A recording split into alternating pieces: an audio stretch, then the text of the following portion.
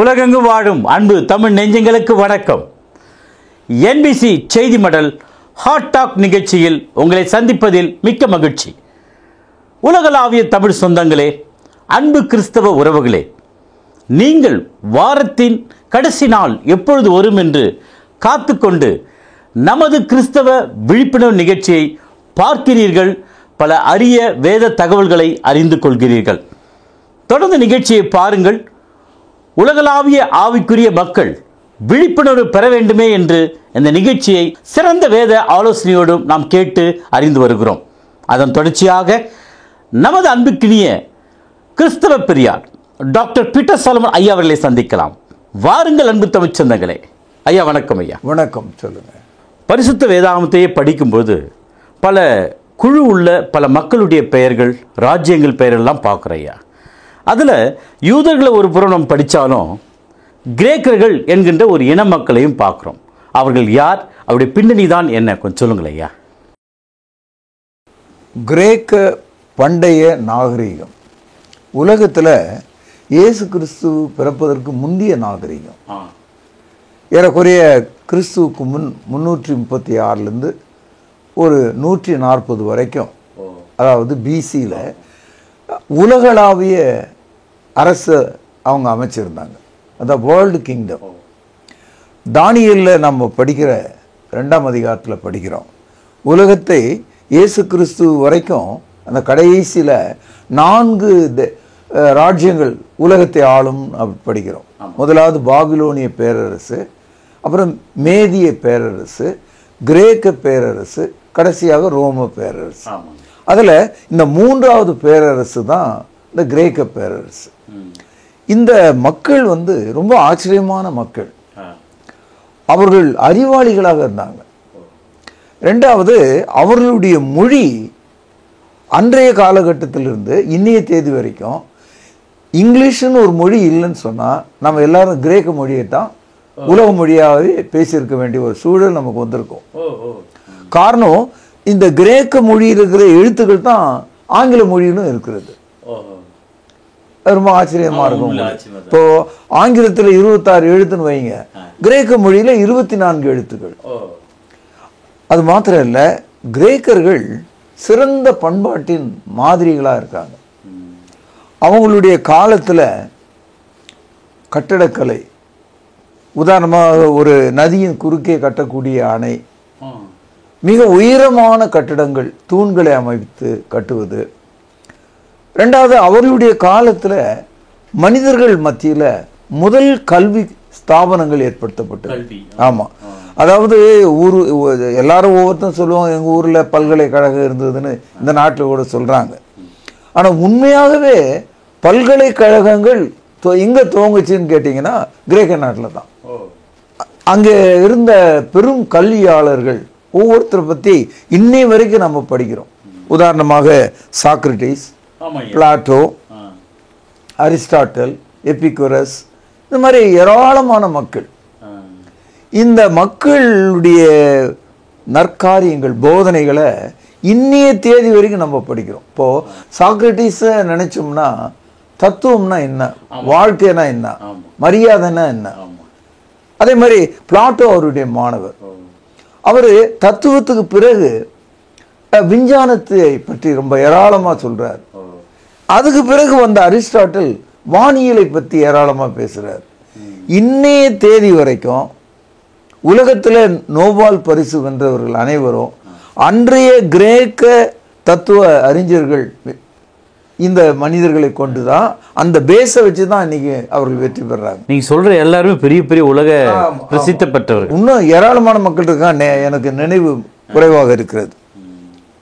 இன்னைக்கு மருத்துவத்துறை எடுத்துங்க, அதில் 90% கருத்துகள் கிரேக்க மொழியில் தான் இருக்கு. ஆனால் எந்த ஒரு வெஸ்டர்ன் மெடிசனில் நீங்கள் பார்த்தீங்கன்னா, நவீன மருத்துவத்தில் 90% நீங்கள் கிரேக்க மொழியை தான் பார்ப்பீங்க, கிரேக்க சொல்ல தான் நீங்கள் பார்ப்பீங்க. அதனால இவையெல்லாம் ரொம்ப முக்கியமான ஒரு தகவல். இரண்டாவது, உலகத்தில் எத்தனையோ பேரரசுகள் இருந்திருக்காங்க, பெரிய பேரரசுகள்லாம் இருந்திருக்காங்க. ஆனால் இன்னை வரைக்கும் ஸ்கூலுக்கு போகிற பையன்லேருந்து யூனிவர்சிட்டிக்கு போகிற ஒரு பையன் வரைக்கும் பார்த்தீங்கன்னா ஒரு ராஜாவை மாவீரன் அப்படின்னு சொல்கிறதா இருந்தால் இந்த அலெக்சாண்டர் த கிரேட்னு தான் சொல்லுவாங்க. மாவீரன் அலெக்சாண்டர். அவங்க அப்பா பேர் வந்து பிலிப். இன்றைக்கும் பிலிப்பு பட்டணம். நீங்கள் அப்போஸ் நடவடிக்கைகள் 16ஆம் அதிகாரத்தில் பிலிப்பிய சிறைச்சாலை காரணப்படுகிறோம். அப்போது இந்த கிரேக்க பேரரசு உலக நாகரிகத்தினுடைய ஒரு தொட்டில். இரண்டாவது, கிரேக்கர்கள் பலவிதமான கடவுள் பக்தியை உடையவர்களாக இருந்திருக்காங்க. அவர்களுடைய கடவுள் எல்லாமே வானத்தில் இருக்கிற கோள்கள், விண்மீன்கள், இவைகளையே அவர்கள் கடவுளாக நினைச்சிருக்காங்க. ரொம்ப குறிப்பாக அந்த வாழ்க்கைக்காக ஒரு கடவுள் அவங்க மத்தியில் வீனஸ் நீங்கள் கேள்விப்பட்டிருக்கீங்க. அதுதான் கொச்சையே சொல்றதா இருந்தால் காம கடவுள். அது மாதிரிலாம் அவங்க மத்தியில் கருத்துகள் இருந்திருக்கு. இன்னைக்கு நாம் பார்க்கிற பல்கலைக்கழகங்கள் அந்த இயேசு கிறிஸ்து பிறப்பதற்கு 300 ஆண்டுகளிலேயே அவர்கள் மத்தியில் பல்கலைக்கழகங்கள் இருந்திருக்கு. அது இன்ன வரைக்கும் இருக்கு. நீங்கள் இன்னைக்கும் கிரீஸ் நாட்டுக்கு போனீங்கன்னா அதை நீங்கள் பார்க்கலாம். இயேசு கிறிஸ்துனுடைய சுவிசேஷம் முதல் நூற்றாண்டு காலத்தில் பரவின போது ஏற்றுக்கொண்ட மக்கள் அவர்கள் மத்தியில் திருச்சபைகள் உருவாக்கப்பட்டது. இந்த பணிகளை எல்லாம் அப்போஸ்தலனாகிய பவுல் செய்கிறார். நீங்கள் அப்போஸ் நடவடிக்கைகள் புத்தகம் 28 அதிகாரத்தை படிச்சீங்கன்னா தோராயமாக ஒரு 60லிருந்து 62 பெயர்கள் கிரேக்க மக்கள் மத்தியில் ஸ்தாபிக்கப்பட்ட சபைகள் தான் நம்ம படிக்கிறோம். எல்லாமே ஆமாம் ஆமாம். இன்னைக்கும் நீங்கள் கிரேக்க நாட்டுக்கு போனீங்கன்னா அங்கே அவளுடைய தலைநகராக மாசிடோனியா இன்னைக்கும் தலைநகராக இருக்கு. அதுக்கு பழைய ஒரு பெயர் ஒன்று இருந்தது, கான்ஸ்டான்டினோபிள்னு இருந்தது. அது பக்கத்தில் இருந்த பெரிய பட்டணம். அதை இஸ்லாமியர்கள் எடுத்துக்கொண்ட போது அதற்கு துருக்கின்னு பேர் வச்சுட்டாங்க. ஆக இந்த துருக்கி என்பது கூட கிரேக்க நாடாக தான் இருந்தது. ஆகவே ஆரம்ப காலம் முதலே கிரேக்க மக்கள் அழகான மக்கள், பண்பான மக்கள், மிக சிறந்த அறிவுடையவர்கள், எல்லாவற்றையும் சோதித்து பார்க்கக்கூடியவர்களாக இருந்தாங்க. They always test and prove the things. அந்த மாதிரி ஒரு மனநிலை உள்ளவர்கள், மந்த புத்தி உள்ளவர்கள் கிடையாது. கூடுதலாக ஒரு செய்தி என்னன்னா, கிரேக்க மொழி, அந்த மொழி 24 எழுத்துக்களை கொண்டிருந்தாலும் அவ்வளவு சிறப்பான ஒரு மொழி. இந்த மொழியிலிருந்து தான் இன்னும் கொஞ்சம் சொற்களை சேர்த்துக்கொண்டு ஆங்கிலம் என்ற ஒரு மொழியே இந்த உலகத்துக்கு வந்திருக்கிறது. அப்படின்னால ஐயா, புதிய ஏற்பாடு ஏன் கிரேக்க மொழியில் எழுதப்பட்டிருக்கு ஐயா? அதுதான் அவசியமா தெரியுது. காரணம் என்னன்னா, அன்னைக்கு இருந்த உலக மொழி, ஆட்சி மொழியாக இருந்த மொழி கிரேக்க மொழி. அதாவது இயேசு கிறிஸ்துவினுடைய காலத்தில், அதாவது கிரேக்கர்கள் உலகத்தை ஆளாவிட்டாலும் கிரேக்க மொழி உலகத்தை ஆண்டு கொண்டிருந்தது. இயேசு கிறிஸ்து காலத்தில் ரோம பேரரசு தான் ஆட்சியில் இருந்தது. ரோமர்கள் பேசிய மொழி வந்து லத்தீன் மொழி. லத்தீன் மொழி அரசு மொழியாக இருந்தது. கிரேக்க மொழி உலக மொழியாக இருந்தது. அதே காலகட்டத்தில் யூதர்களாகிய அந்த இஸ்ரவேலர்கள் மத்தியில் எபிரேய மொழி மத மொழியாக இருந்தது. ஆக Hebrew is a religious language, Latin as a ruling language, Greek as a world language. இப்படி தான் இருந்தது அந்த காலத்தில். இந்த மொழியில் ஏன் எழுதினார்கள் புதிய ஏற்பாட்டை அப்படின்னு நம்ம பார்த்தோம்னா, முதலாவது பழைய ஏற்பாட்டை தேவன் ஆதாம் பேசின மொழியாகிய எபிரேய மொழியில் கொடுத்திருக்கார். ஆபிரகாம், நோவா, மோசே, அப்படியே நம்ம இன்னைய தேதி இருக்கிற வரைக்கும் யூதர்களை பார்த்தீங்கன்னா அவர்களுடைய மொழி, அந்த மொழி வந்து மத மொழியாக இருக்கிறது. பழைய நீதி சட்டங்கள், அதாவது இந்த 10 கமாண்ட்மெண்ட்ஸ், அதெல்லாம் வந்து எபிரேய மொழியில் கொடுக்கப்பட்டிருக்கு. அதனால அவங்க வந்து சேக்ரெட் லாங்குவேஜாக அதை பார்க்குறாங்க. எபிரேய மொழி பார்த்தீங்கன்னா பண்பாட்டு மொழியாக, உலக மொழியாக, அதாவது மாறி வரும் உலகத்துக்கான ஒரு மொழியாக, மருத்துவத்துக்கான மொழியாக அதை பார்க்கிறாங்க. எல்லா விதமான கலை சொற்களும் அங்கே இருக்கிறத நீங்கள் பார்க்கலாம். கூடுதலாக ஒரு மொழின்னு சொன்னால் காலத்தால் அந்த மொழி வளர்ந்துக்கிட்டே இருக்கும், காலத்தால் ஒரு மொழி தேய்ந்து கொண்டே இருக்கும். இந்த ரெண்டும் வந்து ஒரு மொழிக்கு காரியம். இப்போ இன்றைக்கி பாருங்கள், நம்ம வீட்டு பிள்ளைகள் 10 சொற்களில் ஒரு 6-7 சொற்கள் ஆங்கிலத்திலும் மீதி 4 தான் தமிழையும் பேசும். அப்போது மொழி வந்து தேய்து குறைந்துக்கிட்டே வரும். இது வந்து எல்லா மொழிக்கும் இயல்பு தான். அதே போல் ஒரு நாடு, அதற்குள்ள பல மொழிகள், ஒரு மொழி பேசுகிறவங்க இன்னொரு வட்டாரத்தில் வேற ஒரு மாநிலத்தில் இருக்கவங்க, அந்த அதனுடைய கரையில் இருக்கிறவர்கள், பார்டரில் இருக்கவங்க, இந்த 2 மொழியை கலந்த ஒரு கலப்புக்குள்ளே வந்துடுவாங்க. அது மிக்ஸ் ஆகிடும். அது நேச்சுரலாக. இப்போ தமிழ்நாட்டு பார்டரில் தெலுங்கு மொழி இருக்கிறது, அங்கே தமிழ் கலக்கிறது. அதே போல் கேரள மொழி இருக்குது தமிழ்நாட்டு பார்டரில், அந்த கேரள மொழி இங்கே கலக்குது. அதே மாதிரி நமக்கு மேற்கு புறமாக பார்த்தீங்கன்னா கன்னட மொழி, அது தமிழோட கலக்கும். அதே மாதிரி மொழி வந்து தேய்மானம் அடையும், கரையும், மாற்று அடையும், தேய்ந்து விட போகும், சிலது இல்லாமே போயிடும்.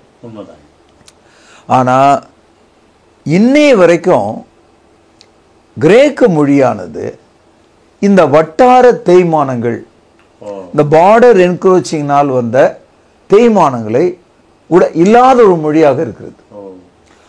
அந்த கிரேக்க நாட்டை சுற்றிலும், அந்த எல்லைகளை சுற்றிலும் வெவ்வேறு மொழிகளை பேசக்கூடியவர்களாக இருந்தாலும் ஏதோ ஒரு காரணத்தினால இந்த கிரேக்க மொழி சிதையாமல் இருக்கிறது. ஆனால் இன்னைக்கு கிரேக்க மொழியை பேசுகிறவர்கள் குறைவான மக்கள் தான். அதாவது இந்த கிரீஸ் என்று சொல்லக்கூடிய நாட்டில் இருக்கிற மக்கள் மட்டும்தான் கிரேக்க மொழி பேசுகிறாங்க. இருந்தாலும் அந்த மொழி கரைந்து போகவில்லை, அதை பேசக்கூடிய மனிதர்கள் குறைந்து கொண்டு வருகிறார்கள். அது வேற ஒரு தத்துவமாக இருக்கலாம். இரண்டாவது, ஒரு மொழியில ஒரு சொல்லை 2-3 அர்த்தத்துக்காக நம்ம பார்க்கலாம். உதாரணமா இப்போ தெற்கே இருக்கிறவர்கள் ஒருவரை பார்த்து ஏலே அப்படின்னு சொல்றாங்க. இங்கே வடக்கே இருக்கிறவங்கள ஏன்னு சொல்றாங்க. இப்போ இந்த ஏலே என்ற சொல்லை பேசுகிற ஆளும் ஏய் என்று சொல்லுகிறவங்களும் ஒரே ஆள் தான், 2 பேரும் தமிழா இல்ல ஒரே மாநிலத்தை சேர்ந்தவங்க தான். இருந்தாலும் அந்த சொற்கள் மாறுது, அர்த்தங்கள் மாறுகிறது. ஆனா கிரேக்க மொழியில நீங்க ஏலேயும் சொல்ல முடியாது, ஏயும் சொல்ல முடியாது, அங்க என்ன இருக்கோ அது மட்டும்தான் சொல்ல முடியும். கூடுதலாக கிரேக்க மொழியில கொயினே கிரீக் ஒரு இலக்கண பகுதி இருக்கு. அது என்னன்னா, ஆரம்ப காலத்துல கிரேக்க மொழி பிறந்த காலத்திலிருந்து அது பிழறாம வழி விலகாம அதை அப்படியே பேசுகிறவர்கள். இப்போ உதாரணமாக தமிழில் ட்ராமாவில் நடிக்கிறவங்க திருத்தமாக பேசி நடிப்பாங்க இல்லையா? உச்சரிப்பெல்லாம் வந்து கொச்சையாக இருக்காது. அதுதான் வந்து கொயினே கிரீக்ன்றாங்க. ஆக பரிசுத்த ஆவியானவர் முதல் நூற்றாண்டு காலத்தில் இயேசு கிறிஸ்துனுடைய கட்டளை, நீங்கள் உலகம் முழுதும் புறப்பட்டு போய் சகல இனத்தாரையும் சீஷராக்கி அவர்களுக்கு பிதா குமாரன் பரிசுத்த ஆவியின் நாமத்தில் ஞானஸ்தானம் கொடுங்கள் என்று சொல்றார். மத்தேயு 28வது அதிகாரம் 19வது வசனம். இயேசு கிறிஸ்துனுடைய வார்த்தைகளை எடுத்துக்கொண்டு போனவர்கள் மத்திய ஆசியா முழுவதும் பெருவாரியாக கிரேக்க மொழியில தான் பிரசங்கம் பண்ணியிருக்காங்க. பெருவாரியாக கிரேக்க மக்கள் வழியாக தான் திருச்சபையானது ஸ்தாபிக்கப்பட்டிருக்கு. அப்போஸ்தலர் நடபடிகள் 2ஆம் அதிகாரத்தில் பரிசுத்த ஆவி ஊற்றப்பட்ட அதே காலகட்டத்தில் அங்கே கிரேக்கர்கள் இருந்தாங்க. நீங்க தொடர்ந்து அப்போஸ்தலர் நடபடிகளை படிச்சீங்கன்னா 6வது அதிகாரத்தில் 7 டீக்கன்கள் உதவிக்காரர்களை தேர்ந்தெடுத்தாங்க. அதுல 2 டீக்கன்கள் வந்து கிரேக்க மொழி பேசக்கூடியவங்க. நீங்க 6ஆம் அதிகாரம் முதல் வசனத்தை பார்த்தீங்கன்னா கிரேக்கர்களுக்கும் எபிரேயர்களுக்கும் ஒரு சிறிய மனக்கசப்பு ஏற்படுது. என்னன்னா, கிரேக்க விதவைகளை எபிரேய விதவைகளை பராமரிக்கிற மாதிரி பராமரிக்கவில்லை என்ற ஒரு குழப்பம் அங்க வருது. அப்போ ஆரம்பம் முதலே கிரேக்கர்கள் அந்த சபையில் இருந்து கொண்டே தான் இருக்காங்க. நீங்க அப்போஸ்தலர் நடபடிகள் முழுவதும் பார்த்தீங்கன்னா அதுக்கு பிறகு பவுல் அப்போஸ்தலர் 3 உலகளாவிய பயணங்களை செய்கிறார். அது இல்லாமல் கடைசி பயணம் ரோமாபுரிக்கு போறார், 4வது பயணம். இந்த முதல் 3 பயணங்களிலும் கிரேக்க மொழி பேசக்கூடிய மக்கள் மத்தியில் தான் ஊழியங்கள் ஸ்தாபிக்கப்பட்டிருக்கு. உதாரணமாக தீமோத்தேயு, இந்த 2 பேரும் பெரும் ஊழியங்களை பவுலுடைய காலத்தில் ஆதரவாக செய்திருக்கிறாங்க. அதனால கிரேக்க மொழியில இந்த புதிய ஏற்பாட்டை தேவன் கொடுக்க வேண்டும் என்று விரும்பி இருக்கிறார்.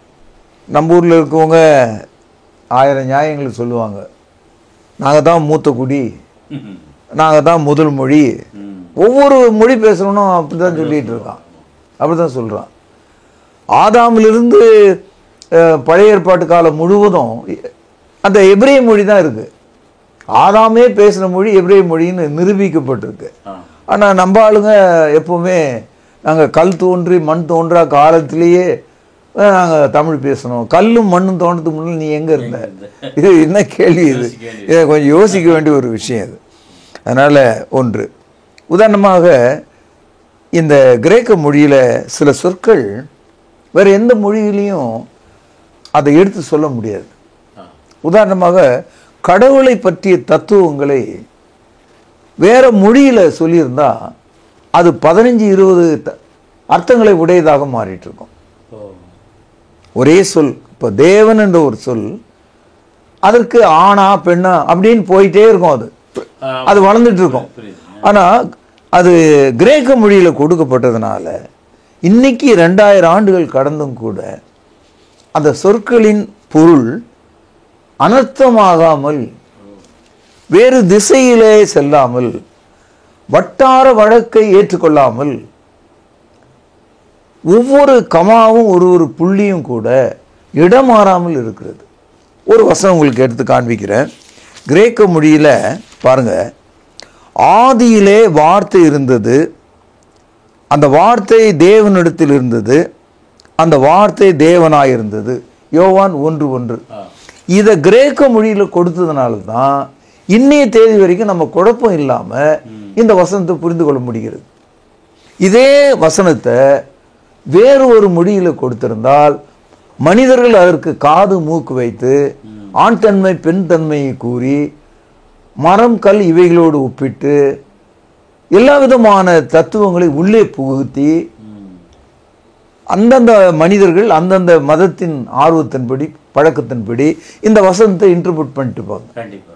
உதாரணமாக வார்த்தை மாம்சமானது என்ற ஒரு தத்துவத்தை வேறு எந்த மொழியில் சொல்லியிருந்தாலும் இந்த நாசம் ஏற்பட்டிருக்கும்.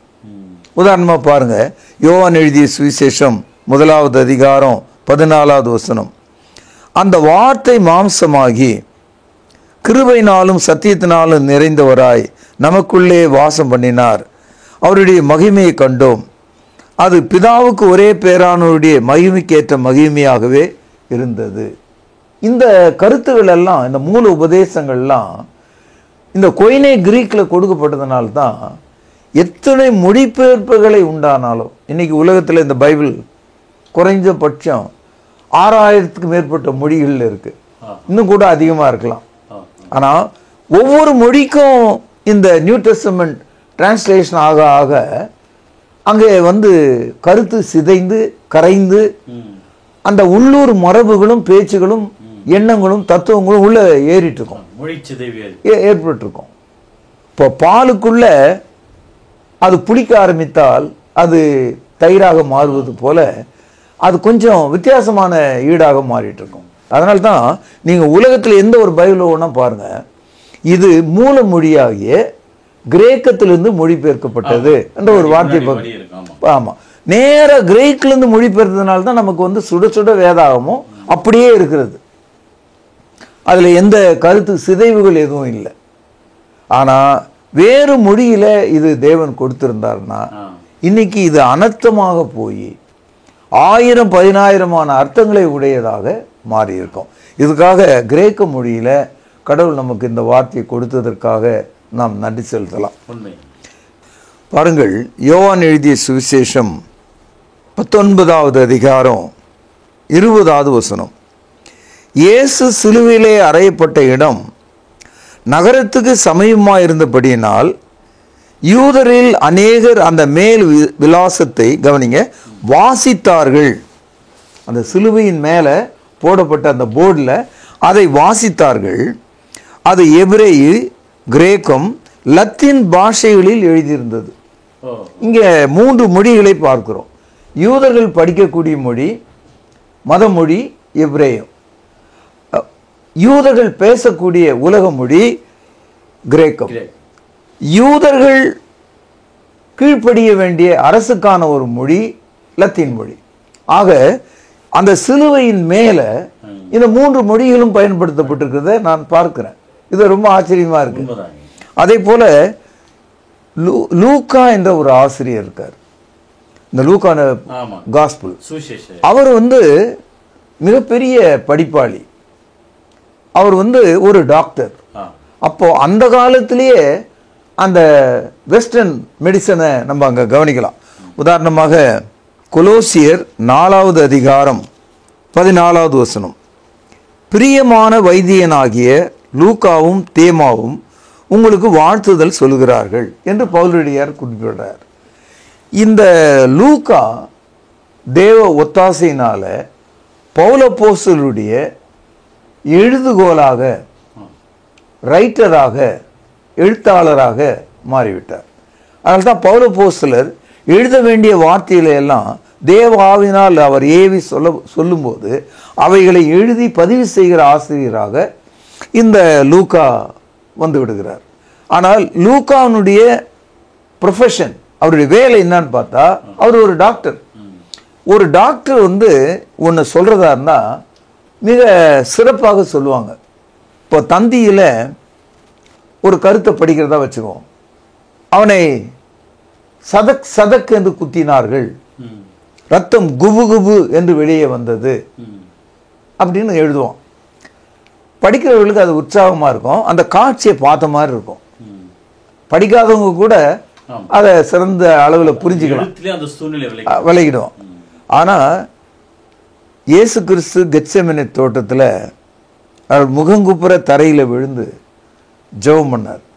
அப்படி ஜெபம் பண்ணும்போது அவருடைய முகத்தில் உள்ள பெரும் வேர்வை துளிகள், நல்ல வார்த்தையை கவனிங்க. நீங்க விவசாயிகளை 12 மணிக்கு வயலில் அவங்க வேலை செய்கிற இடத்துல நீங்க பார்த்தீங்கன்னா அவங்க முகத்திலையும் முதுகுலையும் முத்து முத்தாக இந்த வேர்வை இருக்கிறத நீங்க பார்க்கலாம். அந்த முத்து முத்தான வேர்வை உருண்டு உருண்டு கீழே வந்து விடும்.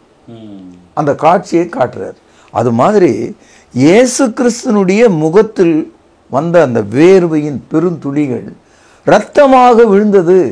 ஏன்னா அவர் ஒரு மருத்துவராக இருந்ததுனால குபு குபுன்னு வந்தது, வழவழன்னு வந்தது, கொழ கொழன்னு வந்ததுன்னு சொல்லாம பெரும் துளிகளாக வந்தது என்று சொல்றார். அவர் ஒரு டாக்டர் இருந்தனால தான் அப்படி.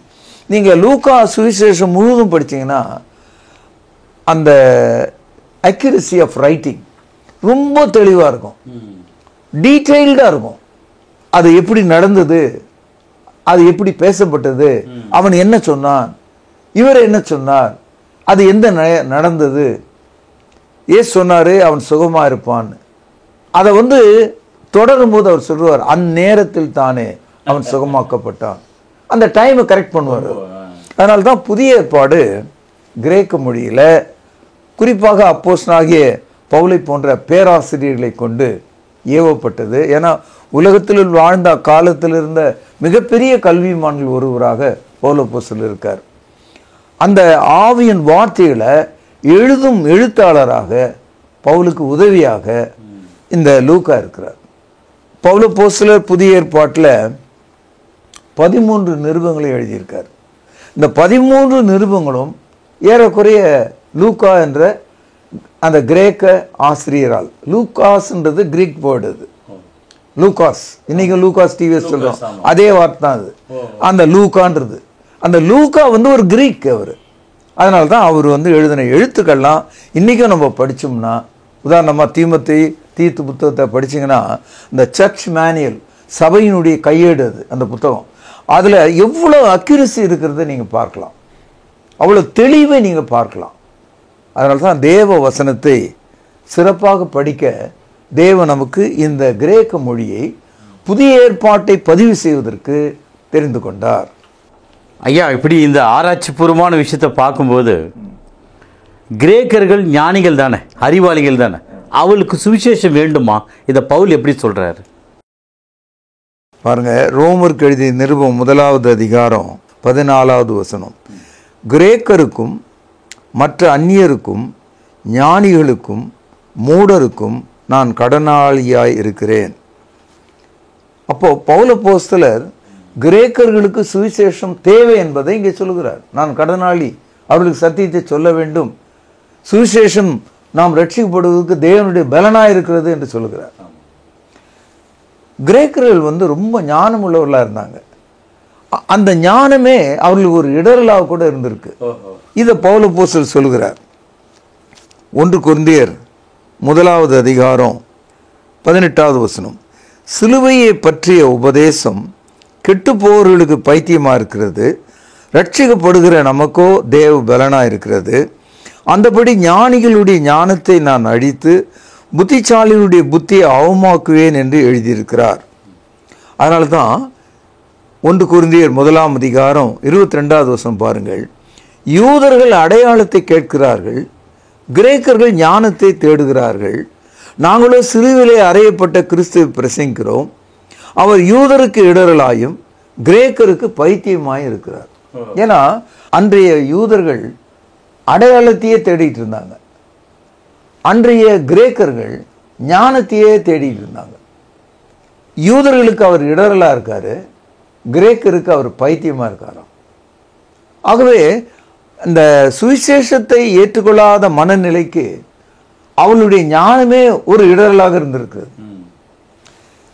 இயேசு கிறிஸ்து வாழ்ந்த காலத்தில் இயேசு நேரில் பார்த்து பேசணுன்னே வந்தாங்க கிரேக்கர்கள்.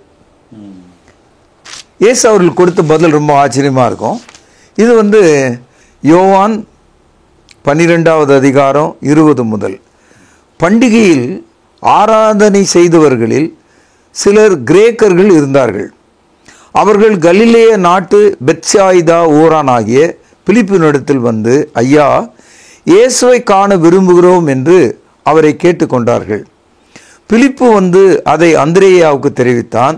பின்பு அந்திரேயா பிலிப்புவும் அதை இயேசுவுக்கு தெரிவித்தார்கள். கவனிங்க.